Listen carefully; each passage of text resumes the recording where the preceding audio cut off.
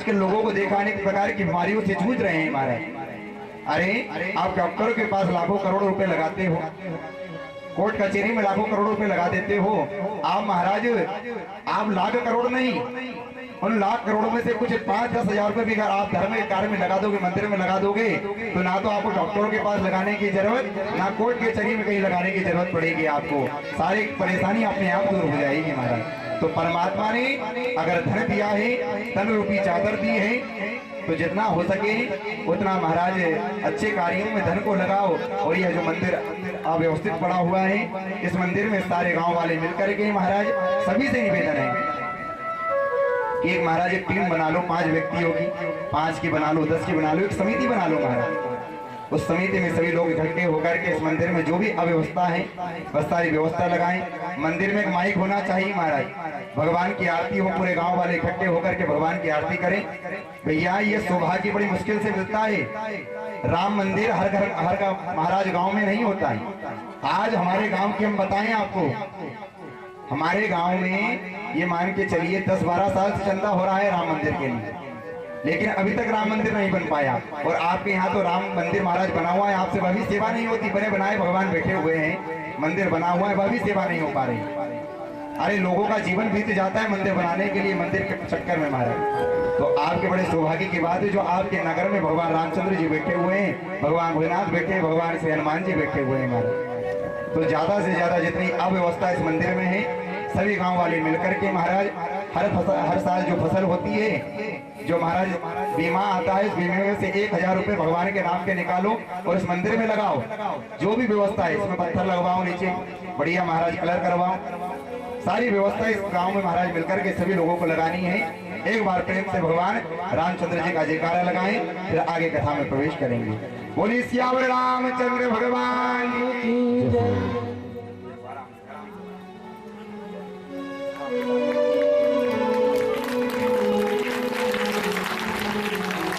और भैया हम क्षमा भी चाहते हैं अगर हमारे द्वारा अशब्द कुछ निकल गया हो व्यासपीठ से, तो आप सभी लोगों से क्षमा भी चाहते हैं। लेकिन आपसे निवेदन है कि भगवान रामचंद्र जी के मंदिर को शीघ्र अतिशीघ्र महाराज सभी गांव मिलकर के, अभी फसल आने वाली है, गेहूं सभी लोगों के आ चुके हैं महाराज।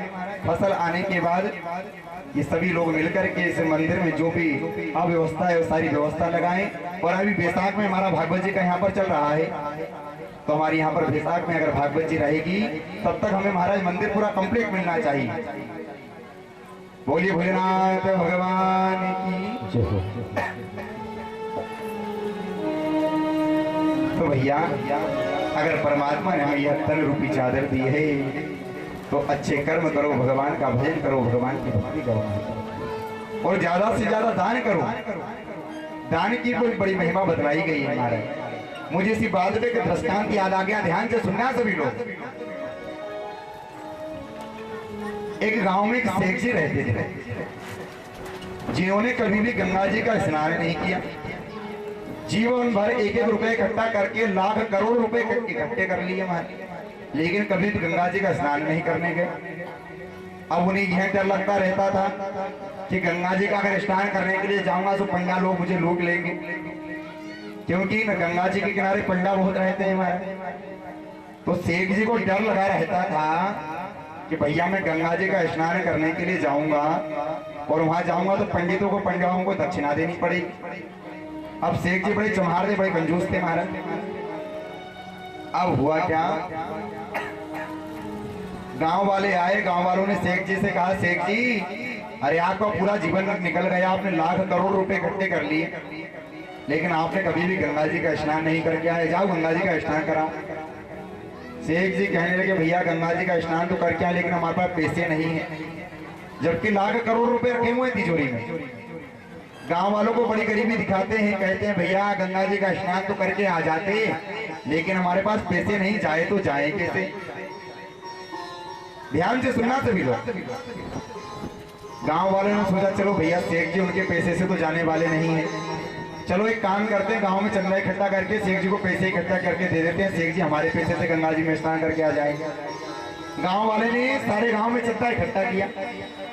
अब पूरे गांव में चंदा इकट्ठा किया महाराज, तो 50 पैसे पूरे गांव में चंदा इकट्ठे हुए। पहले के समय में 50 पैसे बड़े मान्य रखे जाते थे। 50 पैसे पूरे गांव में चंदा इकट्ठा किया, 50 पैसे इकट्ठे हुए। सारे गांव वाले गए, गांव वालों ने जाकर के वो 50 पैसे सेठ जी को दे दी और सेठ जी से कहा, लो सेठ जी ये 50 पैसे और अब जाकर के गंगा जी में स्नान करके आ जाओ। सेठ जी ने वो 50 पैसे लिए और गंगा जी के लिए चल दिए महाराज। अब देखो भैया सेठ जी कितने चालू हैं। सेठ जी ने सोचा कि भैया एक काम करता हूँ, ये गांव वालों ने जो मुझे 50 पैसे दिए 50 पैसे भी बचा लेता हूँ, ये 50 पैसे भी घर पे जाकर के लेकर के चल देता हूँ। अब सेठ जी महाराज सोचते हुए जा रहे हैं कि 50 पैसे कैसे बचाऊं। अगर गंगा जी में स्नान गया तो करने गया तो पंडा तो छोड़ने वाले नहीं है, पंडा तो उनको दक्षिणा तो देनी पड़ेगी। शेख जी ने कहा चलो देखते हैं, जो होगा वो देखा जाएगा। अब शेख जी गए, जिसे घाट पर गए, घाट पे जाकर के नीचे खड़े होकर, ऊपर से खड़े होकर के देखा तो नीचे बहुत सारे घाट पे पंडा दिखाई दिए। शेख जी ने बहुत सारे पंडाओं को देखा, शेख जी घबरा गए। उनने कहा इतने सारे पंडा बैठे हुए हैं, अगर इनके बीच में स्नान करने के लिए गया तो इनको दक्षिणा देनी पड़ेगी, बिगर दक्षिणा की आने नहीं देंगे। तो शेख जी कहने लगे चलो भैया एक काम किया जाए, शमशान घाट पर चल दिया जाए, जहाँ मुर्दे जलाते हैं वहां पर स्नान कर लिया जाए। उन्होंने कहा वहां पर कोई पंडा नहीं आएगा और वहां पर स्नान कर लेंगे, कोई परेशानी नहीं होगी। शेख जी ने सोचा इन पंडों के बीच में जाऊंगा तो दक्षिणा देनी पड़ेगी, एक काम करता हूँ शमशान घाट पहुंच जाता हूँ और वहां पर गंगा जी में स्नान कर लूंगा। गंगा जी सब जगह एक जैसी, सब जगह गंगा जी का एक जैसे जल है। श्री महाराज जहाँ पर पंडित खड़े थे, जो घाट था वहां स्नान नहीं किया शेख जी ने। जहाँ पर मुर्दे जलाए जाते हैं वहां पर पहुंच गए, कपड़े निकाले, कपड़े निकाल करके गंगा जी में गोता लगाया महाराज। अब आप लोग सभी लोग जानते होंगे कि शमशान घाट पे भगवान भोलेनाथ का वास होता है महाराज। भगवान भोलेनाथ ने शेख जी की मनस्थिति को समझ लिया कि शेख जी पंडाओं से बचने के लिए यहाँ पर स्नान करने के लिए आए। श्री भगवान भोलेनाथ ने पंडे का रूप धारण करा और पंडे का रूप धारण करके शेख जी के सामने जाकर खड़े हो गए। शेख जी गोता लगा करके बाहर आए। शेख जी ने जब सामने पंडा को देखा, शेख जी घबरा गए, मन में गाली देने लगे कि पंडा से बचने के लिए तो मैं यहाँ शमशान घाट पर आया, लेकिन पंडे ने यहाँ भी पीछा नहीं छोड़ा। शेख जी ने सोचा चलो अभी से पागल बनाता हूँ। अब शेख जी स्नान करके आए, शेख जी स्नान करके आए। अब महाराज भगवान भोलेनाथ ने आवाज लगा दी, लाओ भैया यजमान देवता कुछ दान दक्षिणा लेकर के आ जाओ। अब शेख जी आए, शेख जी उदास होकर के कहने लगे माताओं से निवेदन नीचे बैठ जाएं, बार बार खड़े नहीं हो, बैठने के बाद आप बार बार खड़े नहीं हो, जिसको जल पीना होगा पी लेगा, शांतिपूर्वक कथा का स्मरण करें। इधर महाराज शेख जी ने, शेख जी स्नान करके बाहर निकले। भगवान भोलेनाथ ने आवाज लगा दी, लाओ भैया यजमान देवता कुछ दान दक्षिणा लेकर के आ जाओ। अब शेख जी बड़े उदास होकर के भगवान भोलेनाथ से कहने लगे, पंडित जी क्या बताएं, जल्दीबाजी में स्नान करने के लिए आए और पैसे लाना तो भूल गए। पंडित जी कहने लगे कोई बात नहीं, भूला है तो एक काम करो, तुम हमारी बही में लिखवा दो, हमारे खाते में लिखवा दो, हम आपके उधर गांव साइड कभी आएंगे तो लेकर के आ जाएंगे आपसे 50 पैसे। शेख जी ने सोचा ये काम सबसे बढ़िया हो गया, इसे 50 पैसे पंडित को लिखवा देता हूँ और ना जाने पंडित जी कब लेने के लिए आएंगे, जब मैं जिंदा रहूंगा या नहीं रहूंगा। तब तो महाराज शेख जी ने पंडित जी को 50 पैसे लिखवा दिए। शेख जी घर आ गए, गांव वाले बड़े पसंद हुए, वाह शेख जी स्नान कराए। शेख जी ने कहा हाँ भैया स्नान कराया, पंडितों को दक्षिणा भी दे आया। गांव वाले बड़े पसंद कि भैया शेख जी हमारे गंगा जी में स्नान करके आ गए। अब हुआ क्या, ठंड का समय चल रहा था, शेख जी का मकान अंदर गली में था। शेख जी ने कुर्सी निकाली, कुर्सी पे निकाल करके बाहर आकर के बैठ गए और धूप ले रहे थे। इतनी देर में शेख जी ने क्या देखा कि जिस पंडित जी को 50 पैसे लिखवा करके आए थे वो पंडित जी गली में चले आ रहे हैं धोती पहन करके। शेख जी ने सामने से पंडित जी को आते हुए देखा, शेख जी तो घबरा गए। शेख जी कुर्सी पे से उठे और अंदर घर में भाग गए। अंदर घर में भाग गए, अपने पत्नी को बुलाया, पत्नी को बुला करके कहा देवी जल्दी से एक नया चादर निकालो सफेद। सेठानी कहने लगे क्यों, क्या बात है, क्या करोगे चादर को? शेख जी कहने लगे ज्यादा बात मत करो, जल्दी से एक चादर निकालो। धर्मपत्नी ने एक चादर निकाल दिया। शेख जी ने कहा इस चादर को नीचे बिछा दो। पत्नी ने नीचे बिछा दिया सेठानी ने। शेख जी उस चादर के ऊपर लेट गए और सेठानी से कहने लगे तुम तुम्हारी सारी चूड़ियां फोड़ करके मेरे ऊपर डाल दो और कहो कि मेरे पति तो मर गए। सेठानी कहने लगी ये क्या उठपटांग की बातें कर रहे हो, तुम्हें शर्म नहीं आती, जीते जी मारते हुए नाटक कर रहे हो फालतू। शेख जी कहने लगे तुम ज्यादा बात मत करो, अरे मैं भी गंगा जी का स्नान करने के लिए गया था, तो मैं पंडित जी को 50 पैसे लिखवा करके आ गया था। मुझे क्या पता कि वह दूसरे रोज मुझसे पैसे लेने आ जाएंगे।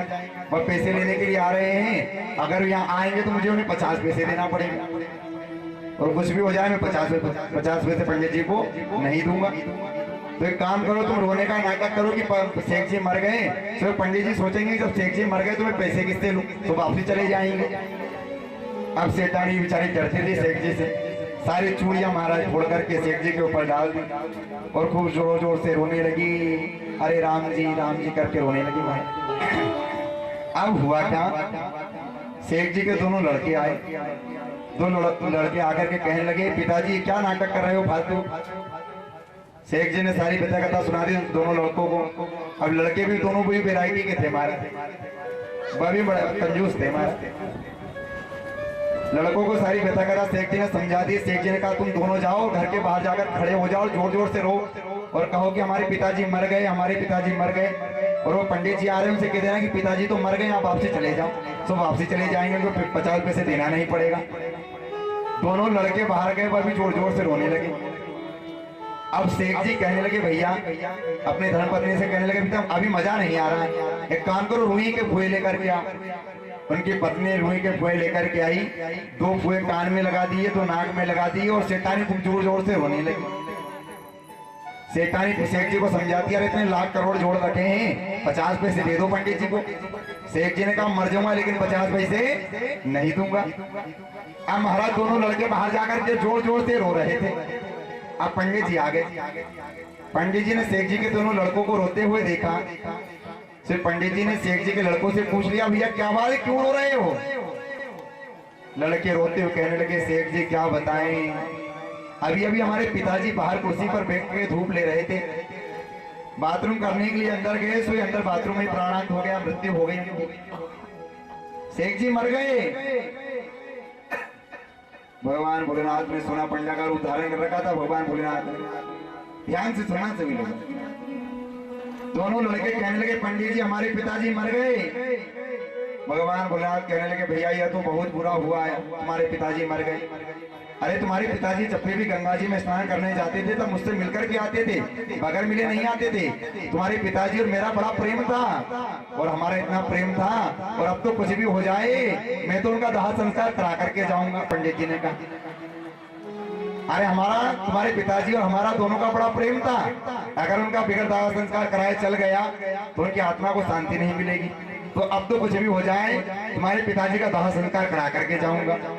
दोनों लड़के घबराए अंदर भागते हुए गए, जाकर के कहने लगे पिताजी वो पंडित जी तो जा नहीं रहे, वह तो कह रहे हैं कि तुम्हारा दाह संस्कार करा करके जाएंगे, अब तो खड़े हो जाओ 50 पैसे दे दो। शेख जी ने कहा कि मर जाऊंगा लेकिन 50 पैसे नहीं दूंगा। अब इधर महाराज सारे गांव में हल्ला। पंडित जी ने जो भगवान भोलेनाथ थे उन्होंने सोचा दोनों लड़के तो यहाँ रोने में लगा हुआ है, अब गांव में कौन बुलवा फेरेगा कि शेख जी मर गए। तो पंडित जी जो थे उन्होंने पूरे गांव में बुलवा फेरा शेख जी मर गए, शेख जी मर गए। पूरे गांव वाले लोग इकट्ठा हो गए महाराज। अब महाराज शेख जी को ले जाने के लिए सब तैयारियां हो गई। अब शेख जी को अर्थी पर लेटा दिया गया और अर्थी लेटा करके शेख जी को जीते जी अर्थी पर लेटा दिया और शेख जी को ले जाने लगे। सेठानी ने सोचा कि ये तो मरने से नहीं डर रहे, अब मुझे कुछ करना पड़ेगा, 50 पैसे के पीछे अपनी जान गंवा देंगे। तो सेठानी जब शेख जी को ले जाने लगे तो सेठानी जोर जोर से रोने लगी और कहने लगी इन्हें मत ले जाओ, ये मरे नहीं है तो जिंदा है। अब गांव वालों ने सोचा कि भैया इनका पति मर गया है, तो गांव वाले कहने लगे कि हाँ देवी हमें पता है जब कोई पत्नी का पति मर जाता तो वो ऐसे कहती है कि वो तो मरी नहीं, वो तो जिंदा है। गांव वालों ने बातों पर ध्यान नहीं दिया भाई। सारे गांव वाले कहने लगे बार बार अब तो सही कह रही कि वो तो जिंदा है। सेठानी कहने लगे उन्हें मत लेकर के जाओ, वो तो मरे नहीं, वो तो जिंदा है। गांव वालों ने एक भी नहीं सुनी महाराज। अब शेख जी को ले जाकर के चौरस्ते पर रखा। सो लड़के ने सोचा कि भैया पिताजी 50 पैसे के चक्कर में मर जाएंगे, पिताजी से एक बार पूछ लेता हूँ, अगर इच्छा हो जाए 50 पैसे देने की तो अभी भी खड़े हो जाएंगे, नहीं थोड़ी देर बाद में जला जुलो दी जाएंगे। लड़के ने धीरे से मौके का फायदा उठाया, कान में से रुई का फुआ निकाला और कहने लगा पिताजी अब तो चौरस्ते पे आ गए, अब तो खड़े हो जाओ। शेख जी ने लड़के से धीरे से कहा मर जाऊंगा लेकिन 50 पैसे नहीं दूंगा। लड़के को गुस्सा ही, लड़के ने कहा महाराज जो रुई का फुआ था कान में जोर से ठूसा, अरे बहुत मरने का शौक है तुमको, अभी फूक भाग के आते हैं। लड़के ने कहा कान में महाराज रुई का फुआ ठूस दिया, उठाया जोर से, गुस्से में महाराज शेख जी को रखी अर्थी को लेकर के वो चिता पे लेटा दिया। अब चिता पर लेटा दिए, छोटे लड़के को फिर दया आ गई कि अब तो चिता पर आ गए, थोड़ी देर बाद तो जला दिए जाएंगे। छोटे लड़के ने फिर कान में सुई निकाली और कहने लगा पिताजी अरे अब तो अर्थी पर लेटा गए हो, अब तो खड़े हो जाओ, 50 पैसे के पीछे क्यों अपनी जान गंवा रहे हो? अरे इतने लाख करोड़ रुपए जोड़ रखे हैं, 50 पैसे के पीछे अपनी जान क्यों गंवा रहे हो? शेख जी कहने लगे मर जाऊंगा लेकिन 50 पैसे नहीं दूंगा, मना कर दिया। फिर भी छोटे लड़के को गुस्सा है, कहा ठीक है अब मरी जाओ। अब तो क्या था महाराज, जैसे ही अग्नि महाराज भगवान ने कहा कि भैया लाओ बड़े लड़के को बुलाओ मुखग्नि देने के लिए, बड़े लड़के को बुलाया गया, हाथ में महाराज आग लगाकर लकड़ी हाथ में पकड़ा दी, कहा कि भैया अपने पिताजी की परिक्रमा करो और आग लगा दो। अब महाराज बड़े लड़के ने परिक्रमा करी और जैसे आग लगाने वाला था, भगवान भोलेनाथ ने मन में सोचा कि ये बड़ा दुष्ट आदमी है, ये मर जाएगा लेकिन मुझे 50 पैसे नहीं देगा, मुझे ये कुछ करना पड़ेगा। तब तो भगवान भोलेनाथ जैसे ही बड़ा लड़का आग लगाने वाला था चिता में, भगवान भोलेनाथ ने बड़े लड़के को रोक दिया, कहा कि भैया भी आग तक लगाओ। लड़का कहने लगा क्यों नहीं लगाऊं महाराज आग? तब तो भगवान भोलेनाथ कहने लगे भैया क्या बताएं, तुम्हारे पिताजी कल रात को मेरे सपने में मर गए थे, और सपने में जब तुम्हारे पिताजी को चिता पर लेटाया गया तब भगवान भोलेनाथ मेरे सपने में आए और भगवान भोलेनाथ ने मुझे मंत्र देकर के गए हैं और कहा है कि अगर ये शेख जी के मंत्र में कान में ये मैं मंत्र सुना दूंगा तो शेख जी पुनर्जीवित हो जाएंगे। गांव वालों ने कहा महाराज तुम्हारे मुंह में ये शक्कर सुना दीजिए, हमारे शेख जी को जिंदा कर दीजिए। भगवान भोलेनाथ ने कहा भैया सारे गाँव वाले दूर खड़े हो जाओ, सारे गाँव वालों को दूर खड़ा कर दिया महाराज। भगवान भोलेनाथ ने शेख जी के कान में से रुई का फुआ निकाला और शेख जी से कहा भैया शेख जी तुम्हारे पैर पड़ लूं, मुझे वो 50 पैसे नहीं चाहिए, तुम तो खड़े हो जाओ, बस ये मेरी दक्षिणा है, मुझे वो 50 पैसे नहीं चाहिए, तो फालतू जान मत गवाओ अपनी। से महाराज भगवान भोलेनाथ को बदलना पड़ा, लेकिन वो शेख जी 50 पैसे के लिए अपनी जान तक के लिए चिता पर लेट गए, लेकिन 50 पैसे नहीं दिए भगवान भोलेनाथ को, आखिर महाराज मजबूर होकर के जाना पड़ा। तो भैया अगर परमात्मा ने हमें शरीर दिया है, धन दिया है, तो अच्छे कार्यों में लगाओ महाराज, शेख जी की तरह नहीं करना है।